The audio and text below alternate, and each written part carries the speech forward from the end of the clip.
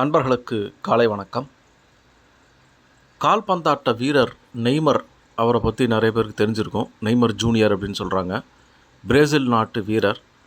Brazil அணிக்காக மிக அதிக கோல்களை அடித்த வீரர் அப்படின்ற பெருமை அவருக்கு இருக்குது. பிரேசிலில் இருக்கிற பீலே பற்றி எல்லாருக்கும் தெரிஞ்சிருக்கும். பீலே கால்பந்து ஜாம்பவான்.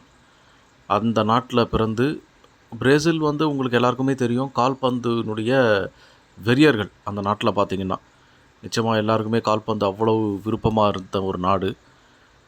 இவர் நெய்மர் பிறந்த இடம் பார்த்திங்கன்னா மோகிதாசு குருசெசு அப்படின்ற ஒரு சின்ன கிராமம், சின்ன குட்டி கிராமம் பிரேசிலில். அந்த கிராமத்தை பார்த்திங்கன்னா அது ஒரு மலை அடிவாரத்துக்கு கீழே இருக்கிற கிராமம்.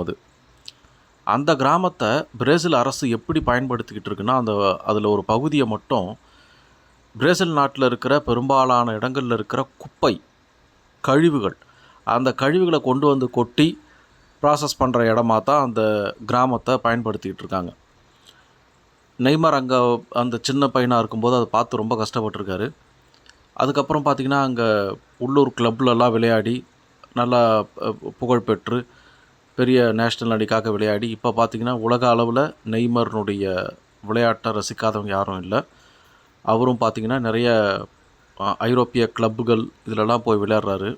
ஃபுட்பால்லாம் நிறையா சம்பாதிக்கிறாரு. இதில் முக்கியமான விஷயம் என்னென்னா, அவர் அவ்வளவு சம்பாதிக்கிறாரு, அவ்வளோ புகழ்பெற்று இருந்தாலும் அவருடைய ஊர் அவருக்கு ரொம்ப முக்கியமான விஷயமாக இருந்திருக்கு. அவர் சின்ன வயசில் பார்த்து கஷ்டப்பட்ட ஒரு விஷயத்தை அவர் தடுத்து நிறுத்தியிருக்கார்.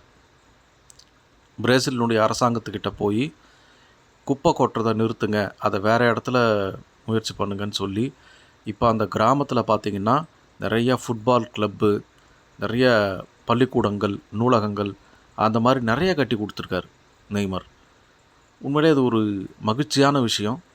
அவர் மட்டும் கால்பந்தில் நிறைய சம்பாரித்து அவர் வேறு எங்கேயோ போய் செட்டில் ஆகிட்டு இன்னும் அந்த நாட்டையோ அந்த ஊரையோ கவனிக்காமல் விட்டாலும் யாரும் ஒன்றும் கேட்க போகிறதில்ல. சொல்லுவாங்க அவன் மட்டும் நல்லா சம்பாரிச்சிட்டான், அது பெரிய விஷயமா அவருக்கு இருக்க போகிறதில்ல. ஆனால் அந்த ஊரில் பிறந்து வளர்ந்த நான் அந்த ஊருக்கு ஏதாவது செய்யணும் அப்படின்னு ஒரு விஷயத்தை எடுத்துக்கிட்டு நல்லா சம்பாதிக்கிறதுனால அந்த விஷயத்தை அங்கே அவர் பண்ணி முடிச்சிருக்காரு. உண்மையிலே ரொம்ப பெருமைப்படக்கூடிய, மகிழ்ச்சி தரக்கூடிய ஒரு விஷயம். திருக்குறளில் பார்த்திங்கன்னா ஒப்புரவு அப்படின்னு ஒரு அதிகாரம். ஒப்புரவுனா ஒருவருக்கொருவர் உதவியாக எப்படி வாழறது அப்படின்னு. அந்த அதிகாரத்தில் ஒரு குறளில் சொல்கிறாரு, மருந்தாகி தப்பா மரத்தற்றால் செல்வம் பெருந்தகையான்கண் படின். இது எல்லாருக்கும் தெரிஞ்ச ஒரு குறள் தான், புகழ்பெற்ற குறள். மருந்தாகி தப்பா மரத்தற்றால், அற்றாலுங்கிறது அது போல அப்படின்னு ஒரு தொடர்பு சொல்லுது. ஒரு மரம் பார்த்திங்கன்னா அந்த மரத்தில் இருக்கிற எல்லாமே பயன்படுது. அந்த மரத்தில் இருக்கிற விஷயங்கள் எல்லாம் நம்ம உணவுக்கும் பயன்படுத்துகிறோம், மருந்துக்கும் பயன்படுத்துகிறோம் அப்படின்னா அது எவ்வளோ மிகப்பெரிய பயன் தரக்கூடிய மரமோ அதுபோல் செல்வம் பெருந்தகையான்கண் படின். நல்ல பெருந்தன்மை உள்ள தயால குணம் இருக்கிற யார்கிட்டையாவது செல்வம் போய் சேர்ந்ததுன்னா அது அந்த மரம் எப்படி அதனுடைய வேரிலிருந்து கிளையிலிருந்து இலை எல்லாமே பயன்படுதோ அதுபோல் அவன் வாழ்க்கையும் ஒரு பயன்படும் வாழ்க்கையாக இருக்கும் அப்படின்னு சொல்கிறார்.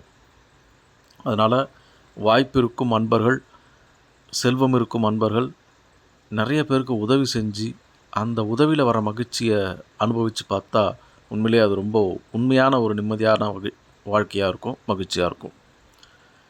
மருந்தாகி தப்பா மரத்தற்றால் செல்வம் பெருந்தகையான்கண் படின். நாளைக்கு வேறு ஒரு குறள் மூலமாக சந்திக்கலாம். நன்றி. உங்கள் அன்பன் ஸ்ரீதரன்.